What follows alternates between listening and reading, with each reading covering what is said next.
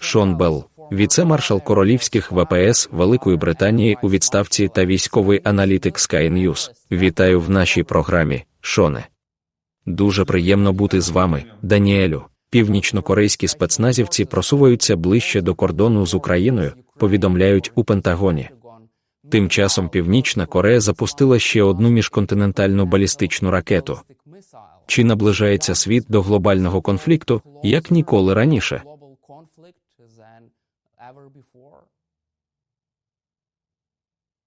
Я не впевнений, що це наближає світ до війни, але з цього можна винести багато уроків. По-перше, у президента Путіна явно проблеми з живою силою. Він явно хоче уникнути чергового раунду мобілізації. Він використовував найманців. Він використовує воєнних злочинців, він використовує полонених.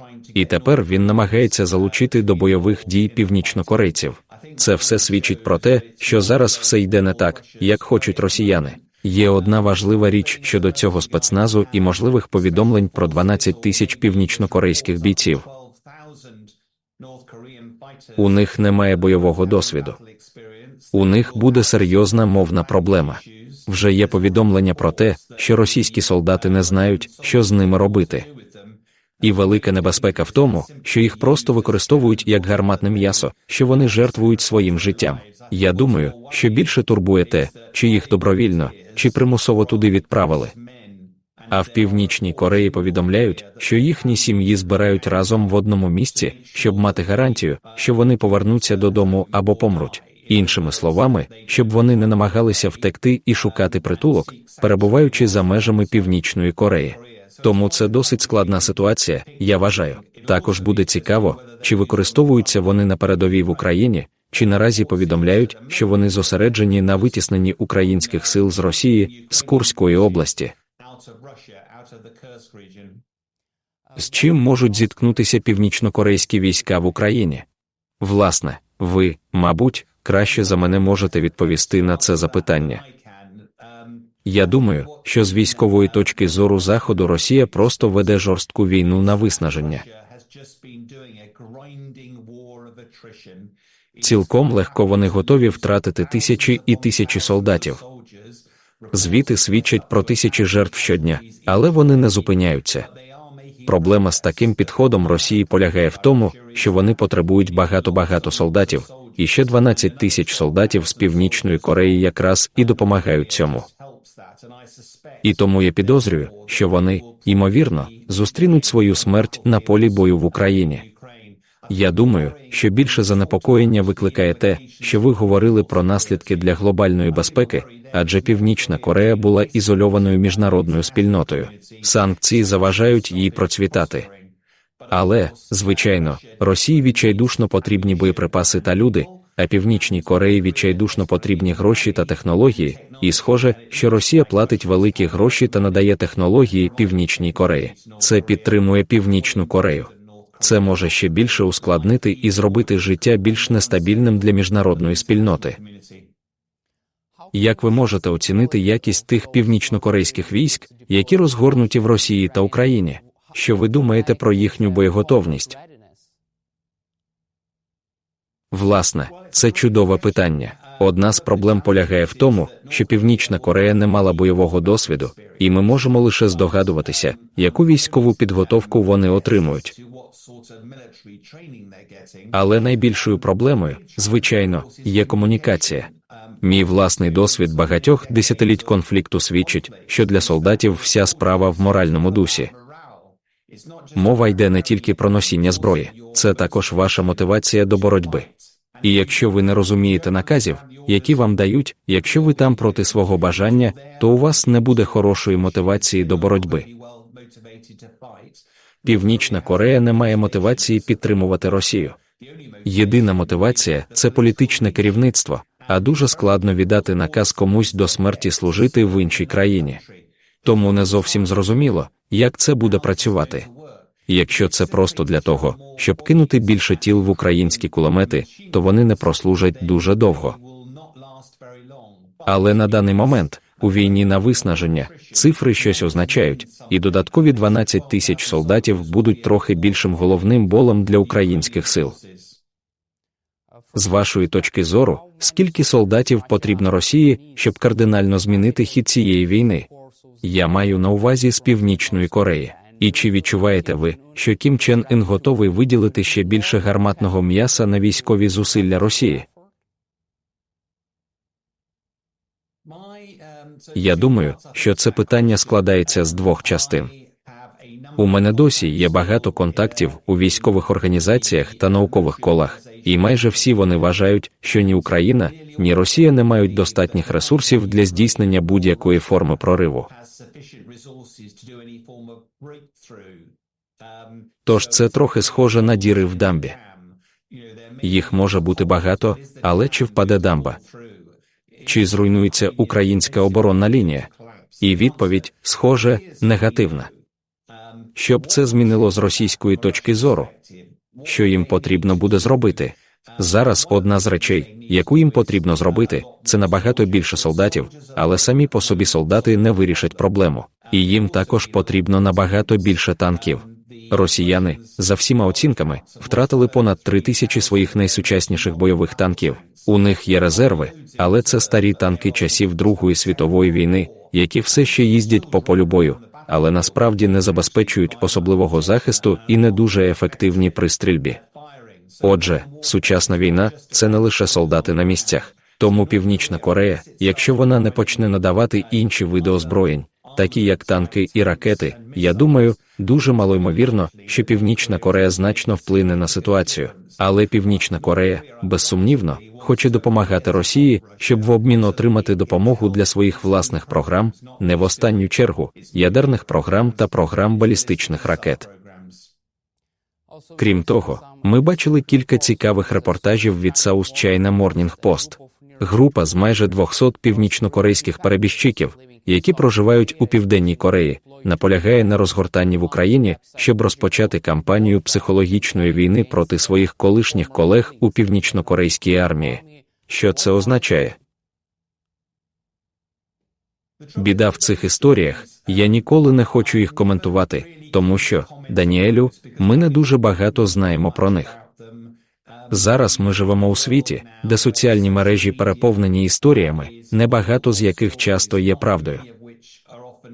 І як військовий аналітик я намагаюся працювати по фактах, а не на конспірологічних теоріях. Я думаю, що це цікава історія. Знаєте, в Північній Кореї, безсумнівно, дуже багато людей, які хочуть втекти. Але незалежно від того, чи поїдуть вони в Україну, чи змінять ситуацію, я думаю, що це не та історія, яка може запропонувати велику цінність, щоб прокоментувати її. Також ми бачили повідомлення про можливу реакцію з боку уряду Південної Кореї. Були зустрічі з питань безпеки, і є певні очікування, що Південна Корея може відповісти, надавши Україні певну військову допомогу. Яку зброю Південна Корея могла б надати Україні, яка була б необхідна для військових зусиль України? Так, це цікаво, чи не так? Я маю на увазі, що небезпека тут полягає в тому, що Південна Корея дуже стурбована тим, що Північна Корея отримує гроші та отримує технології від Росії. Це змінює баланс сил між Північною та Південною Кореєю, і саме тому Південна Корея дуже стурбована цим. Що може зробити Південна Корея? Власне, одна з речей, про яку вони говорили, це потенційна допомога Україні зброєю. Але, відверто кажучи, є дуже обмежені дії, які Південна Корея може зробити. Набагато більше вони намагаються застосувати політичний тиск, тому що підбадьорена Північна Корея, посилена Північна Корея, які росіяни допомагають у військовому плані, становитимуть реальну загрозу для Південної Кореї. І тому вони хочуть зробити все можливе, щоб це зупинити. Але це піднімає питання про те, що на даний момент це боротьба між Росією та Україною. Захід надав багато зброї та підтримки Україні, але не надав сухопутніх військ, солдатів для підтримки. І якщо Північна Корея активно втягується в цю війну, то Північна Корея зараз стає учасником бойових дій. А це означає, що вони є законною ціллю в рамках цієї війни. І це ескалує війну досить суттєво. І я підозрюю, що Південна Корея може бути зацікавлена підняти цю перспективу, тому що таким чином міжнародне співтовариство може покарати Північну Корею за активну участь у війні проти України. Чи означає це, що ймовірність того, що Північна Корея надасть своїх військових, більш вірогідна у випадку участі Північної Кореї у наземній війні в Україні? Ви також сказали щось на кшталт цього в ефірі Times Radio про можливість безпольотної зони у разі розгортання Північної Кореї в Україні, і в цьому випадку безпольотна зона або наземні війська можуть серйозно розглядатися Заходом.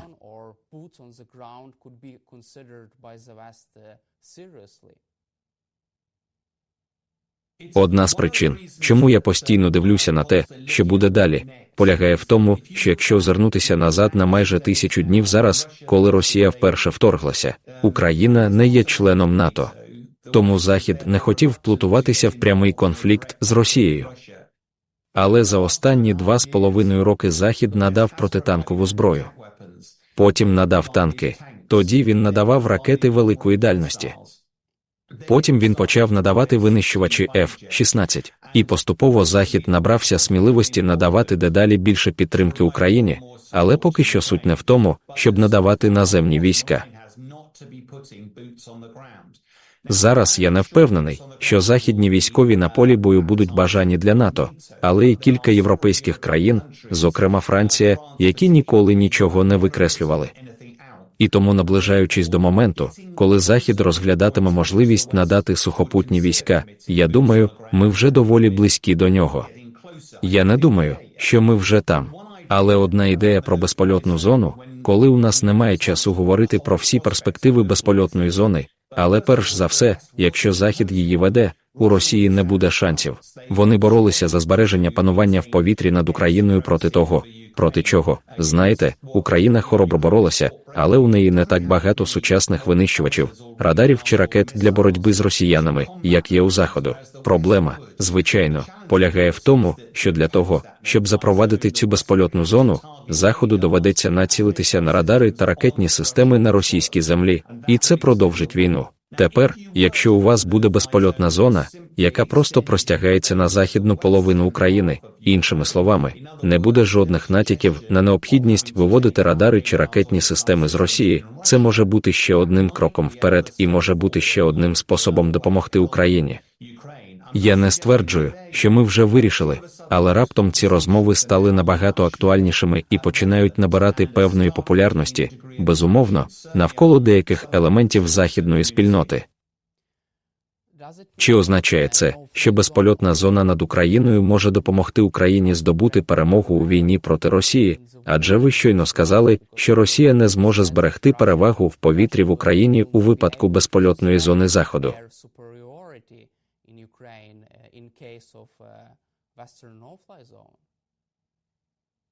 Я дуже впевнений, Даніель, що якщо Захід вирішить вести безпольотну зону над усією Україною, це кардинально змінить правила гри у війні. Якщо ви озирнетеся назад в історію, то з моменту появи військово-повітряних сил було дуже важко будь-якій стороні здобути перемогу, якщо вона не має контролю над повітрям. Одна з дуже складних речей, з якими зіткнулася Україна, особливо на передовій, це те, що росіяни використовують плануючі бомби, використовують повітряні сили, і тому дуже важко діяти на землі, коли у вас є така загроза. Маючи західні військово-повітряні сили над Україною, я дуже впевнений, що Росія не зможе зробити крок вперед і їй буде дуже важко продовжувати війну. Майже напевно це було б важливим елементом, який доповнив би напрочуд хоробру бойову спільноту України та міг би витіснити Росію. Питання в тому, що я не думаю, що Захід поки що має якесь бажання це робити. Питання полягає в тому, що якщо Росія продовжить рухатися вперед на полях битв, як вона це робить зараз, чи задовольниться Захід тим, що сидітиме склавши руки, якщо Росія переможе, що б це не означало. І я підозрюю, що це стане дуже важкий вибір для деяких західних політиків, і може статися так, що такі речі, як безпольотна зона, знову повернуться на стіл. Чи вважаєте ви, що можливість безпольотної зони над Україною може стримати Володимира Путіна від розгортання ще більшої кількості північнокорейських військ? Чи може змусити Путіна і Кім Чен Іна змінити свої розрахунки і спробувати не вводити більше північнокорейських військ в Росію і Україну? Даніелю, я думаю, що це набагато потужніше. Я не думаю, що війська Північної Кореї збліднуть у своїй незначності. З самого початку війни президент Путін не дурний. Його військові знали, що якщо Захід втрутиться, Росія буде втягнута у війну, яку вона не зможе виграти в Україні. У військовому плані Росія абсолютно не може зрівнятися з НАТО чи Заходом, і крапка. І вона була настільки сильно підірвана дивовижною українською обороною, що Путін знає, що якщо Захід втрутиться, він програє. Ось чому президент Путін брязкає зброєю, погрожуючи Заходу ескалацією, ядерним конфліктом, на кожному кроці, незалежно від того, чи він починав підтягувати ці протитанкові гармати, танки чи ракети великої дальності. Він постійно погрожував, і це спрацювало. Захід був наляканий, але поступово Захід підбадьорився. А чому Путін це зробив? Тому що він знає, що це буде кінець війни, якщо Захід візьме безпосередню участь. Тому я ні трохи не сумніваюся, що потужна західна безпольотна зона над усією Україною змінить правила гри. Проблема в тому, що на даний момент немає бажання, тому що, як ми вже говорили, Захід бере безпосередню участь у цьому конфлікті, і на даний момент я не бачу в цьому жодного руху. Але існує потенціал для створення безпольотної зони над заходом країни, що може послабити деякі занепокоєння Заходу, але також надати певну підтримку Україні. Чи не вважаєте ви, що було б доцільніше встановити безпольотну зону, а не надавати мільярдну допомогу Україні, що зараз ніяк не змінює правила гри?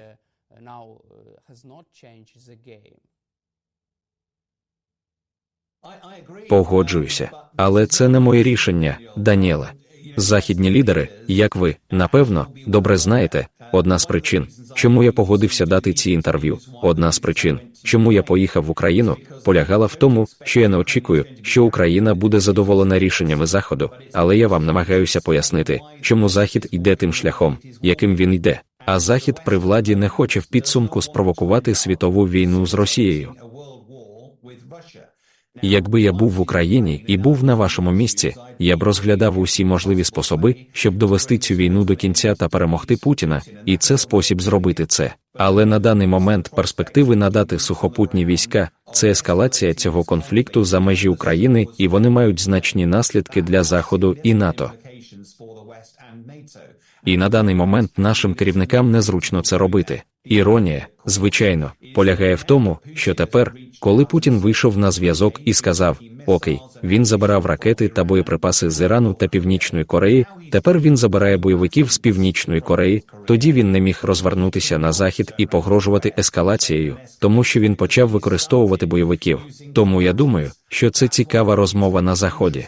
Одна з проблем, як ви добре знаєте, Даніелю, на даний момент, полягає в тому, що ми стоїмо на порозі виборів у США. Ми не побачимо жодного політичного руху з боку США. До тих пір, поки не будуть результати виборів і не прийде нова адміністрація, і ми затамуємо подих, щоб побачити, хто в кінцевому підсумку очолить наймогутнішу націю в світі після цих виборів. Чи очікуєте ви якихось змін у цьому питанні можливості безпольотної зони, наданні наземних військ та будь-яких інших більш серйозних варіантів допомоги Україні після виборів у США?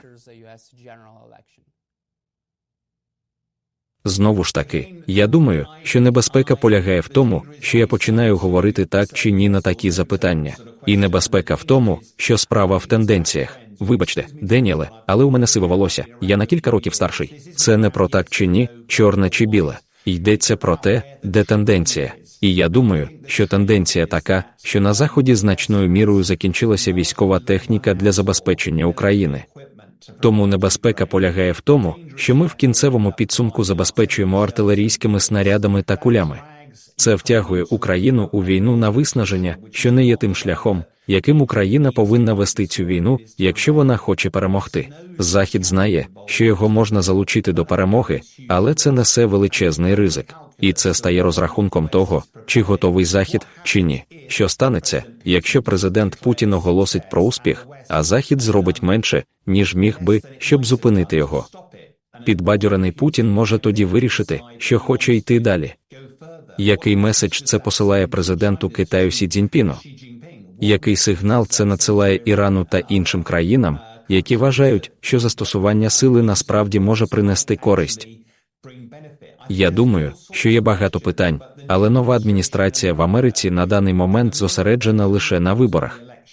Нам доведеться почекати, мабуть, до Нового року, перш ніж нова адміністрація заспокоїться і вирішить, що вона хоче робити. І це також залежить від того, наскільки далеко вдасться зайти Росії. І не забуваймо, що я не бачив деталей переможного плану президента Зеленського, і багато хто з нас хотів би побачити, що було в тому плані. Але ми не бачили. Отже, у президента Зеленського також явно є деякі ідеї, але нам явно потрібно буде працювати із західними лідерами, щоб втілити їх у життя. Що станеться, якщо Захід не зможе належним чином відреагувати на розгортання сил Північної Кореї в Україні? Що станеться, якщо вони не зможуть стримати подальше перекидання живої сили з Північної Кореї до Росії? Я думаю, що це складне питання, тому що я не впевнений, що потік північнокорейських солдатів матиме позитивний довгостроковий вплив на Росію. Я думаю, що є багато питань, які можуть обернутися проти президента Путіна. І тому я дещо обережно ставлюся до спроб подивитися на сценарій, коли замість 10 тисяч стане мільйон солдатів. Тому що я також не в курсі, що говорять західні лідери за лаштунками, тому що в цій країні ми лише нещодавно провели загальні вибори. Вчора у нас був бюджет. Не зовсім зрозуміло, як цей уряд ставиться до довгострокових перспектив війни. Вони дуже підтримують Україну. Вони сказали, що підтримка триватиме і надалі, але це підтримка фінансова та військова. Це не обов'язково розмова про те, як ви підвищуєте рівень гри, чи є інші способи, якими ми можемо реагувати на зміни у війні на місцях. Я думаю, що відповіді на ці питання з'являться не раніше початку наступного року, і я підозрюю, що ми завжди очікували, що Путін, ймовірно, буде тиснути так сильно, як тільки може, перш ніж в Україні настане зима, в очікуванні або надії, що зміна адміністрації в Америці означає, що Америка менш зацікавлена в підтримці України, і тому президент Путін побачить можливість провести переговори і таким чином перемогти. І я думаю, що це викликає глибоке занепокоєння. Також видання New York Times повідомило деякі секретні подробиці про план перемоги президента Зеленського. За даними американського журналіста, президент Зеленський звернувся до США з проханням надати Україні далекобійні ракети Томагавека у рамках пакету неядерного стримування. Чи будуть ці ракети Томагавека корисними для України? Моє перше питання. І друге, чи це реальний варіант? Я думаю, що будь-яка зброя має бути реальним варіантом. Я думаю, що цікаво, Даніель, однак, коли ми говоримо про зброю, це те, що було багато розмов про надання Україні ракет більшої дальності. Ведуться розмови про Атакамс і про Storm Shadow, і дебати точаться навколо того, чи можна їх використовувати проти російських цілей на російській землі. Зараз більша частина Заходу, Велика Британія, заявила, що поки ця зброя використовується в межах права збройних конфліктів, вони щасливі, що її можна використовувати. Америка почувалася трохи менш комфортно, особливо після того, як Україні вдалося вторгнутися в Росію за допомогою Курського вторгнення. Але тут, на мою думку, є більш широке питання. У певному сенсі деякі з цих дебатів є певною мірою димовою завісою, тому що те, що Україна дуже ефективно робить, це розробляє власні безпілотники дальнього радіусу дії. Про це мало говорять, і навколо цього є зрозуміла секретність, але президент Зеленський дуже чітко дав зрозуміти, що хоче розробляти 1 мільйон безпілотників на рік за рахунок власної промислової бази України.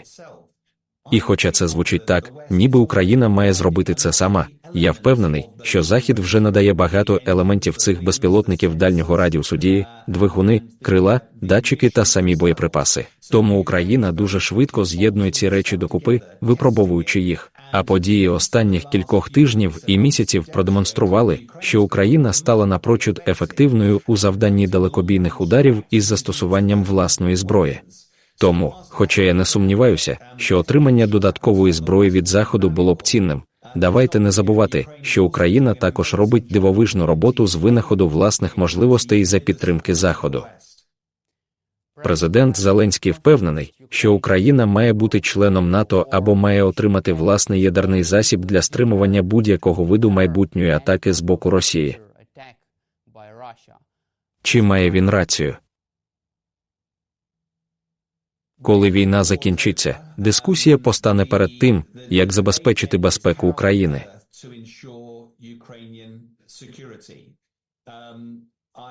Коли я приїхав в Україну, мене здивувало те, що як студент-історик я можу прочитати про Будапештський меморандум 1994 року. Знаєте, на момент розпаду Радянського Союзу Україна була третьою за величиною ядерною державою, не мала кодів запуску, але врешті-решт змогла їх отримати. І в Будапештському меморандумі, по суті, було сказано: так, Америка, Велика Британія, Росія, Україна, сідайте, гарантуйте свою суверенну цілісність, якщо ви відмовитеся від своєї ядерної зброї. Тепер, через 20 років, Путін іде в Крим, через 30 років – в Україну.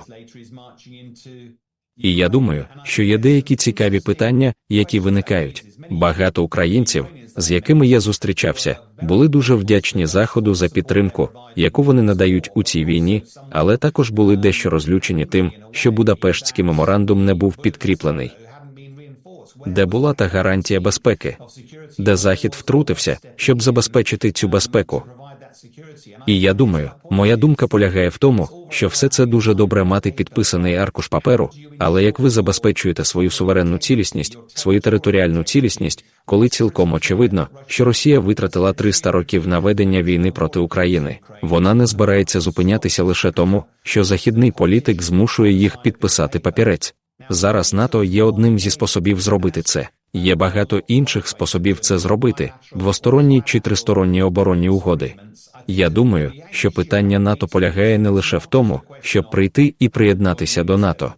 НАТО – це клуб, до якого кожен має внести свій внесок, від цього виграють усі, і є певні основні правила, як і у випадку з Європейським Союзом. І, нарешті, інше занепокоєння, звичайно, полягає в тому, що в кінцевому підсумку доведеться домовлятися про якусь форму миру. І якщо членство України в НАТО – це впевненість у майбутньому, цілком можливо, що президент Путін не захоче намагатися зупинити конфлікт, тому що він не хотів би, щоб НАТО було біля його дверей. Тому я думаю, що можуть бути й інші способи, за допомогою яких Захід може гарантувати безпеку Україні, і їй не обов'язково бути членом НАТО в найближчій перспективі. Але знову ж таки, це не моя справа, це справа західних лідерів з'ясувати, як саме це зробити. Суть у тому, щоб не сталося, суверенна цілісність України має бути захищена не просто підписом на аркуші паперу. Є багато повідомлень про можливість переговорів між Україною та Росією. Багато ідей про членство України в НАТО чи інші гарантії безпеки в обмін на припинення вогню.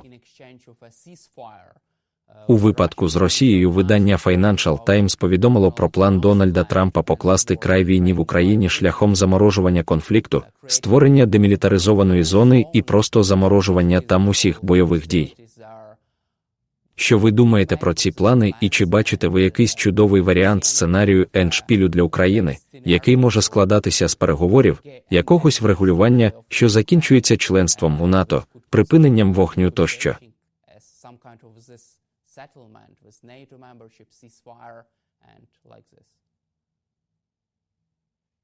Даніель, це одне з найскладніших питань, яке мені задають, тому що суть полягає в тому, що це не мій заклик, це не дзвінок Заходу, це дзвінок президента Зеленського та українського народу про те, як ви хочете закінчити цю війну. І зрозуміло, що це має бути українське рішення. Отже, все, що я можу зробити, це запропонувати перспективу, але це абсолютно варіант України. Президент Зеленський має вирішувати, як він бачить. Тепер, якщо ви подивитеся на це з суто військової точки зору, ви знаєте, як Україна переможе. Як виглядає виграш? Якщо це виштовхує Росію з Криму і з України, то на даний момент це виглядає дуже складним завданням. Я спілкувався з багатьма українцями, коли був там під час свого візиту, і я очікував, що так, ми переможемо, це лише питання часу. Але зараз набагато більше відчулася ціна, яку заплатила Україна, кількість людей, які були принесені в жертву, тривалість війни, що йде. І я вже набагато реальніше непокоюся тим, чи зможе перемога повністю позбутися Росії, чи це досяжно. І, звичайно, це досяжно, але я думаю, що перспективи цього виглядають все більш похмурими. Інший кінець спектру, чи може Росія піти і захопити всю Україну? Знову ж таки, це дуже малоймовірно. Поки що вони заплатили дуже високу ціну, і вони видихнулися. Тому тоді постає питання, з прагматичної точки зору, чи продовжуєте ви війну, продовжуєте більше кровопролиття? Я помітив, що Україна мобілізує ще 160 тисяч людей. І коли я гуляв Києвом, це прекрасне місто, воно освітлене гарним сонцем, але було дуже очевидно, що на вулицях не так багато чоловіків бойового віку. На фронт вивезли дуже багато людей. Україна платить величезну ціну за цю війну. Знаєте, чи є перспектива, що врегулювання шляхом переговорів може покласти край війні? Що мене найбільше непокоїть з цього приводу, так це те, що будь-яке рішення шляхом переговорів, швидше за все, призведе до того, що президент Путін збереже частину української території навколо Росії і, можливо, Крим. Це заохотило б агресію, і я думаю, що це посилає глибоко небезпечний сигнал усьому світу. Але в кінцевому підсумку це заклик президента Зеленського. Чи готовий він продовжувати бойові дії? Захід продовжуватиме робити все можливе, щоб підтримати. Ми вже бачили, що у нас не вистачає зброї, проте фінансова підтримка, ймовірно, продовжиться. Але Україна буде платити свою незмінно високу ціну життям ваших молодих чоловіків і жінок в Україні. І поки Україна вважає, що це ціна, яку варто заплатити, то президент Зеленський продовжуватиме війну. І останнє моє запитання стосуватиметься вашого візиту до України. Що вас найбільше вразило під час поїздки в нашу країну і в нашу столицю? Власне, я побував у двох місцях. Я поїхав до Львова в гості до суперлюдей. Це мене неймовірно заспокоїло. Я 2 роки служив в Афганістані. Наші військові втратили багато людей через поранення, ампутації ніг, а Україна страждає в рази більше.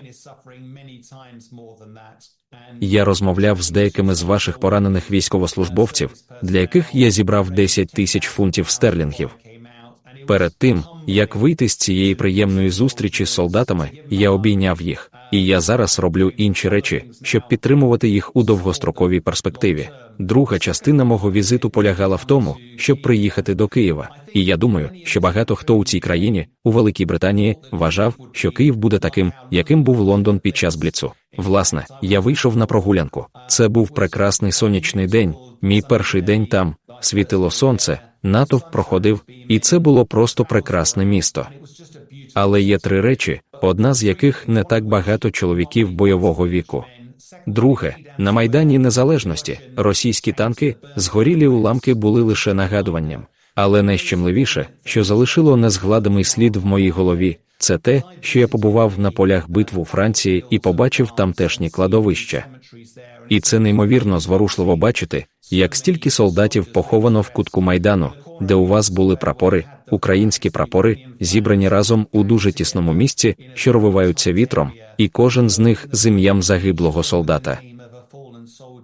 І не було 100, не було 1000, не було 10 тисяч, були десятки тисяч цих прапорів. А я десь півгодини просто сидів, гуляв. Я вважав це неймовірно зворушливим і сильним, побачити весь масштаб наслідків. І я просто вважаю, що це дивовижна стійкість українців. Це неймовірно мотивувало мене зробити свій внесок у допомогу, але водночас було дуже принизливо бачити ту величезну ціну, яку доводиться платити за агресію Путіна та вторгнення в Україну. Дякую вам, Шоне, за підтримку України та за те, що ви знайшли час сьогодні для нас, за участь у нашому інтерв'ю. Слава Україні! Героям слава! Дуже вам дякую.